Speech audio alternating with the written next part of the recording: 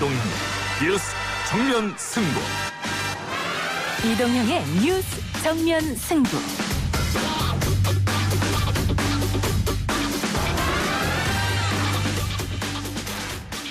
청취자 여러분 안녕하십니까, 이동형입니다. 진보 진영 쪽에서 비례대표를 전담하는 정당을 창당하자는 움직임이 일어나고 있습니다. 가칭 정치개혁연합인데요.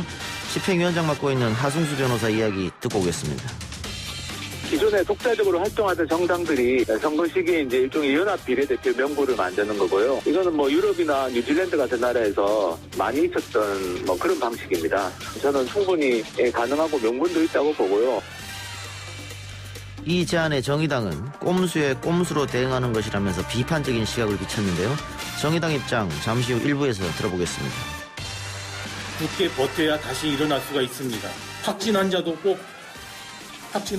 꼭 이겨내셔야 다시 일어설 수 있고, 지금 어려운 소상공인도 더 버텨야 다시 일어설 수가 있습니다. 정부가 국민의 마음을, 피해를, 불만을, 요청을 더 깊이 헤아리도록 노력하겠습니다. 홍남기 경제부총리 겸 기획재정부 장관이 코로나 추경에 관련된 이야기를 하다가 울먹였습니다. 오늘 국회 대정부 질문에서는 실제 코로나19 사태로 경제 여러 지표로 어려움이 확인되고 있다고도 말했는데요. 경제 이야기 3부에서 블록체인 미디어 조인디의 고란 기자와 나눠봅니다. 마스크를 신속하고 충분히 공부하지 못해 불편을 끼치고 있는 점에 대해 국민들께 매우 송구스럽게 생각합니다. 정부가 마스크 공급 혼선에 대해 국민 앞에 사과했습니다. 그런데 이런 상황에서 마스크 공장의 한 사장이 유통업을 하는 아들의 350만 장을 몰아주고 15배 폭리를 취했다는 소식이 전해졌습니다. 사재기를 비롯해 이런 유통 질서를 문란하게 하는 행위는 처벌 대상이 될까요? 4부 박변과 김판 시간에 알아보겠습니다. 뉴스 정면 승부에서 시리즈로 보내드리고 있는 해시태그 힘내라 대구경북 힘내라 대한민국. 오늘의 주인공은 간편 진단 키트를 개발해낸 김소연 씨를 만나보겠습니다. 3월 3일 화요일 이동의 뉴스 정면 승부 시작합니다.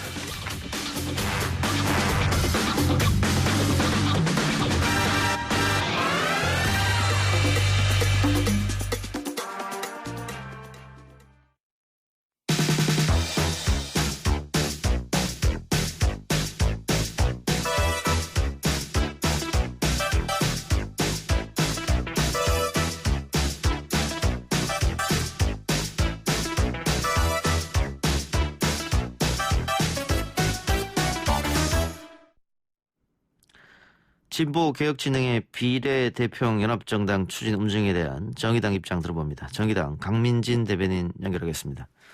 대변인 나와 계십니까? 네, 안녕하세요. 예, 안녕하십니까. 자, 심상정 대표가 연합정당 창당을 꼼수라고 규정했는데 같이 참여하지 않는다 이렇게 보면 되겠습니까? 네, 비례용 연합정당을 준비하고 계신 정치개혁연합에서 정의당의 참여를 제안을 하셨는데 예. 저희는 참여할 수 없다는 것을 어제 공식적으로 밝혔습니다. 예. 그럼 만일 그 정의당을 제외한 다른 진보개혁 세력, 예를 들면 민주당, 뭐 녹색당, 미래당 이런 식으로 합하게 되면 그 정의당에 굉장히 큰 상처가 될 수 있을 텐데요.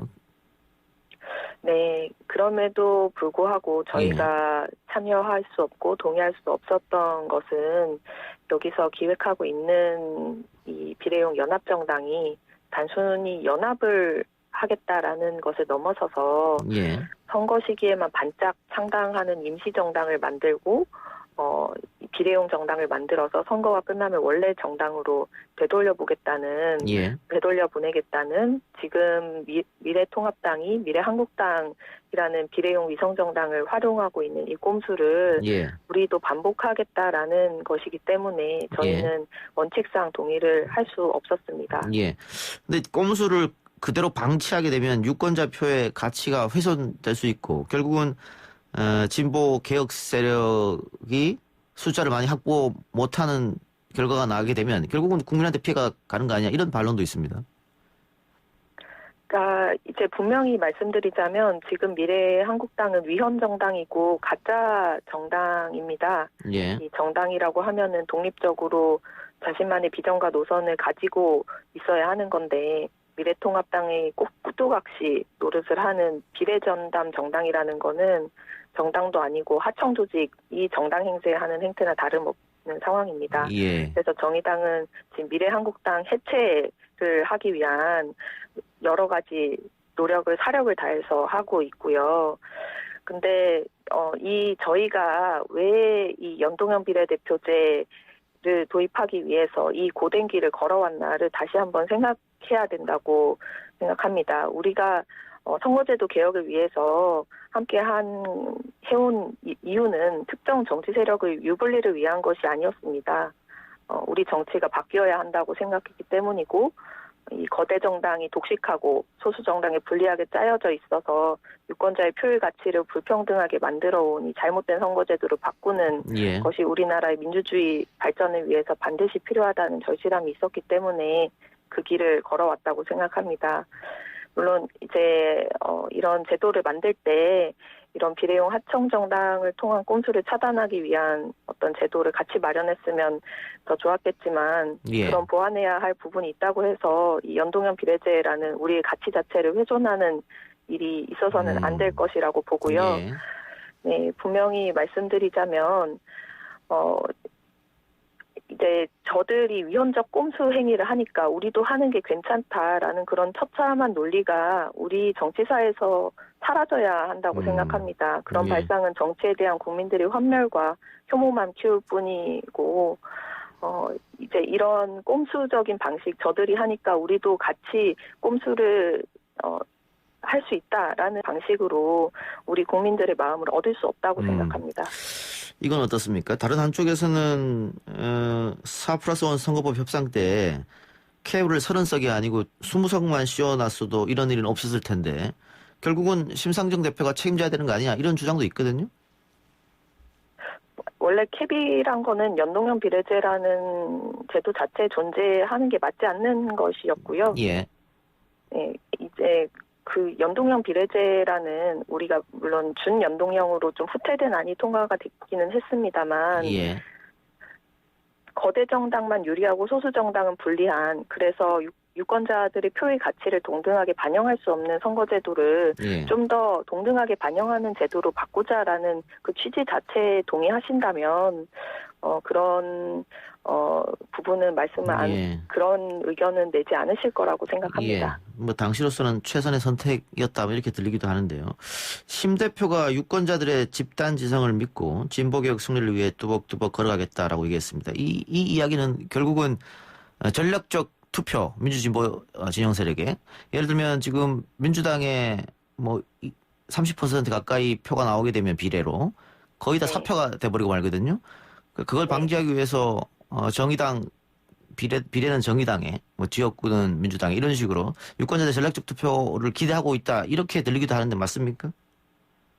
그러니까 저희가 지금 비례용 위성정당 또는 비례용 연합정당에 대해서 반대 입장을 밝히는 것은 뭐 저희의 어떤 의석수를 차원에서 이야기하는 것이 아니라 예. 우리가 연동형 비례제라는 제도를 도입하기 위해서 지금껏 노력해왔고 유권자 표의 가치가 동등하게 반영돼야 된다고 외쳐온 정의당의 원칙과 대의상 이 부분은 뭐 의석 문제가 아니라 우리 예. 원칙과 대의 차원에서 받아들일 수 없는 부분이기 때문에 예. 그런 입장을 밝혔던 부분이고요. 이제 유권자들이 판단으로 판단을 하실 거라고 생각합니다. 근데 이제 저희는 이 꼼수 창당과 이 꼼수 비례용 위성정당을 활용해서 이 중도 개혁층이 오히려 진보 지지층 실망하고 진보 지지층의 투표장에 나가지 않는 그런 이 지역구 선거의 참패로 이어질 수 있다라고 경고를 하는 거고요. 그래서 이런 선택이 민주당이 만약에 이런 비례용 위성정당을 창당하거나 또는 그런 정당을 활용하는 방안을 선택한다면 지역구 선거에서 과연 이 진보 지지층 또는 중도 개혁층의 선택을 받을 수 있을 것인가라는 점에서 말씀을 드리고 싶습니다. 예. 그 대의 원칙을 강조하셨는데 그렇다면은 그 일단 개혁 진보 세력이 많은 의석을 확보해서 다음 국회 때 선거법을 주도적으로 선보는 그런 방법도 있지 않겠습니까?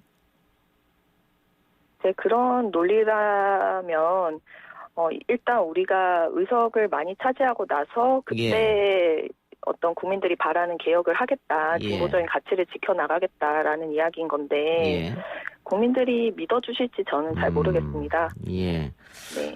알겠습니다. 정의당은 어쨌든 이 진보정당이라는 이 힘든 길을 20년을 맨몸으로 버텨왔고 지금 우리가 외쳐왔던 가치들을 훼손하는 것은 정의당은 반짝하고 사라질 정당이 아니라 앞으로 계속해서 정의당의 길을 걸어갈 정당이기 때문에 장기적인 관점에서 지금 그런 의석 확보 문제 때문에 타협을 한다면 그건 오히려 자충수일 거라고 생각합니다. 예, 지금 정의당의 목표가 원내 교섭단체를 만드는 것일 텐데요. 그렇게 하려면은 민주당 지지자들의 전략적 투표 혹은 이동이 조금 있어야 되거든요.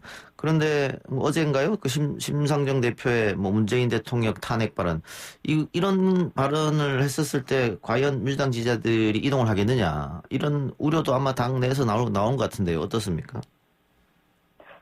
심상정 대표의 탄핵 관련 발언이 약간 왜곡되어 보도된 부분이 있는데요. 이에 대해서 오늘 심상정 대표가 설명을 또 하기도 했습니다. 심상정 대표가 이 탄핵 관련해서 언급한 부분은 이제 미래통합당이 문재인 대통령 탄핵 주장을 하고 있는 것이 터무니없는 망동에 불과하다라는 그런 취지로 말씀을 드린 것이고, 또 정의당은 미래통합당의 이런 말도 안 되는 이런 망동을 막기 위해서 함께 할 것임을 말씀을 드렸던 것입니다. 예, 언론으로부터 왜곡된 측면이 있다, 이런 말씀이네요. 그렇습니다. 예, 알겠습니다. 대변인, 오늘 인터뷰 여기까지 듣겠습니다. 네, 감사합니다. 예, 고맙습니다. 지금까지 정의당 강민진 대변인이었습니다. 1부 순서 마치고요. 2부 기자 언박싱 코너로 돌아옵니다.